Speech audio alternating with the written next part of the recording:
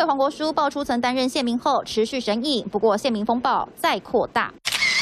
民进党前副秘书长林中正发文爆料，亲耳听到一位非常敬重的受害人陈述，民进党某一任主席是调查局派到党外长期卧底人员。这位主席在过世前向受害人道歉，并将多年来向调查局写的报告交给受害人保管，还留言补充：一个优秀的人长期处在良知和暗黑工作之间冲突，最后酗酒而终，是人性的悲剧故事。 民进党前主席施明德证实，林中正说的就是江鹏坚，而且江鹏坚并非县民，而是正式的调查人员。当年情治系统布下严密监控，根据促转会报告，全台县民至少3万人，前立委也有交手经验。混到立法院做情收，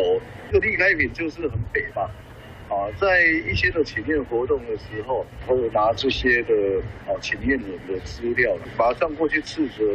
马上把他列倒在地。当年被赖坤成抓包的调查人员厉开平挂名立委凌空助理，2002年再登上媒体版面，却是泄露机密给对岸，遭到判刑。你以前就是这种要不要做惯习啊，那你又提供给中共，利诱胁迫新收县民，党国一体的产物。国民党主席朱立伦也知道很难切割。当然，当时是国民党执政，是国民党负责。当潮水下降，谁没有穿裤子就会被看清楚。威权时期，国民党政府布建严密监控网络，如今过往资料人民曝光，一起又一起国家压迫下的历史悲剧。三立新闻黄道峰、詹青特报道。